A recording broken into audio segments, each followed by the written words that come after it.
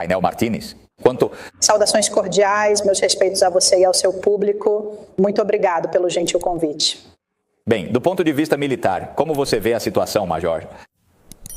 Bem, eu tenho a percepção e tenho certeza de que muitos dos meus companheiros de farda vão concordar que os Estados Unidos estão fazendo o seu melhor esforço para uma dissuasão coercitiva.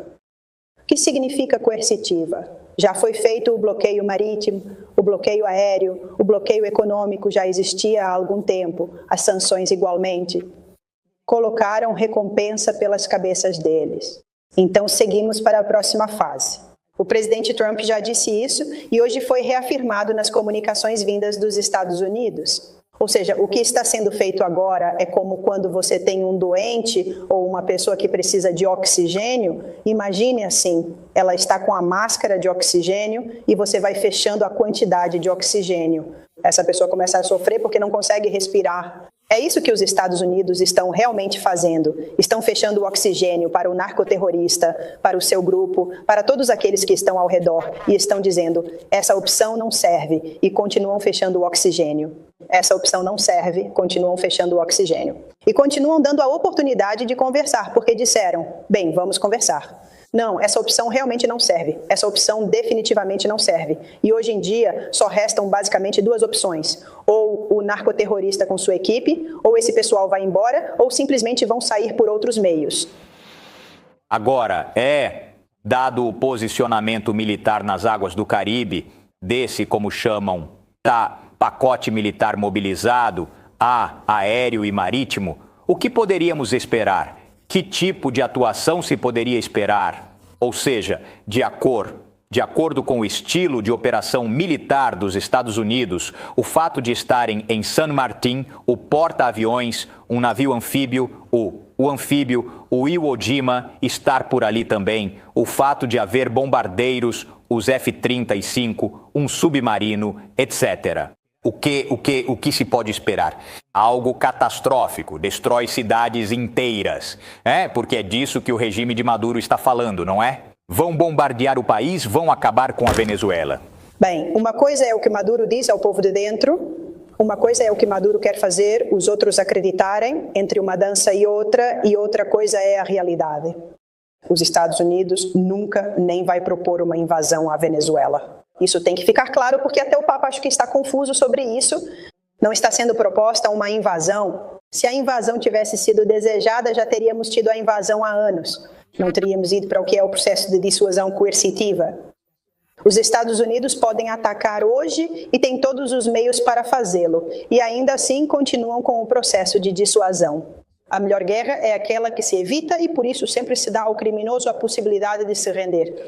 Quando você tem alguém sequestrado, você continua dizendo ao criminoso, renda-se, entregue os reféns.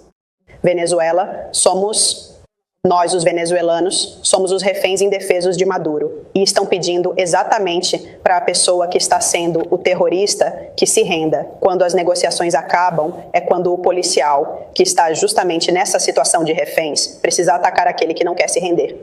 Estão dando oportunidades, continuam dizendo, ou seja, o que vem agora? Eliminar a pessoa que está fazendo esse papel de sequestrador. Os venezuelanos não têm por que sofrer, não vão sofrer, porque nesse tipo de ataque aos reféns não se mata, se elimina, esse é o foco. E é isso que Maduro deve entender, por isso ele tem que estar assustado.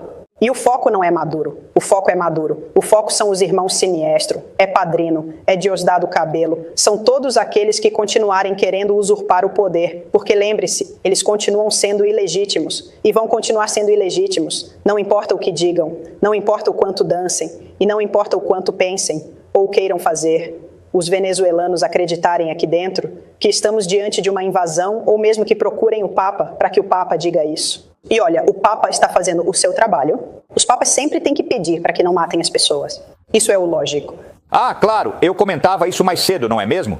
Em princípio, o Papa sempre vai ter razão nesse tipo de situação. Ou seja, como declaração de princípio, sempre é fundamental e muito importante esgotar toda e qualquer negociação possível, todo e qualquer diálogo e também todo o mecanismo de pressão antes de passar para uma situação extrema de aniquilação total do adversário. Mas a grande questão que se coloca é se realmente já foram esgotados todos os elementos de negociação e de diálogo disponíveis. É o que pensa a Major Reinel Martinez. Ainda há possibilidade de algo além disso?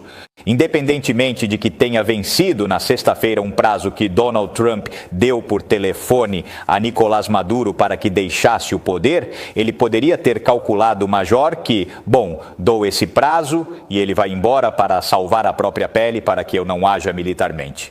Mas ele não foi embora. Ontem o vimos não só dançando, mas também jurando sua consagração, entre aspas, ao povo venezuelano, que ele nunca abandonaria e em nome do qual é capaz de ir até o sacrifício, até as últimas consequências em resistência. Ainda há espaço para mais alguma negociação, Major? Sim.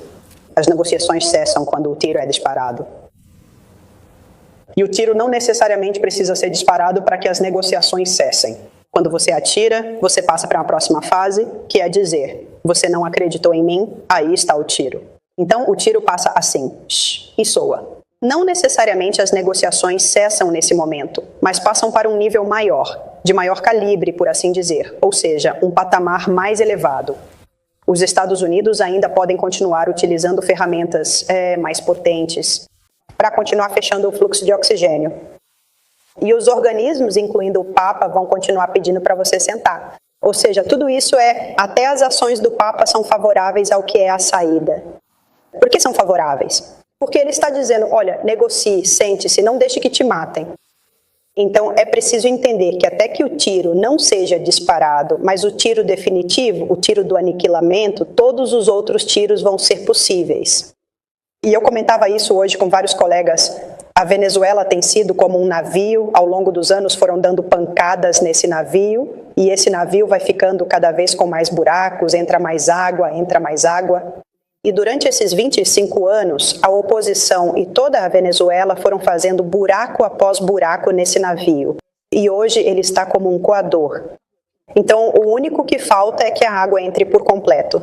E, normalmente, quando a água entra completamente em um navio, os ratos começam a correr. Então, está se dando a possibilidade de que os ratos corram. Se os ratos decidirem fugir, será também uma decisão dos ratos. Porque não vai ser mais fácil do que com os ratos. Corram, por favor, para que possamos salvar os outros que ainda estão naquela nave antes que ela seja completamente destruída. Portanto, trata-se urgentemente de uma situação de bom senso. Será quando os ratos correm ou quando os ratos saltam do barco?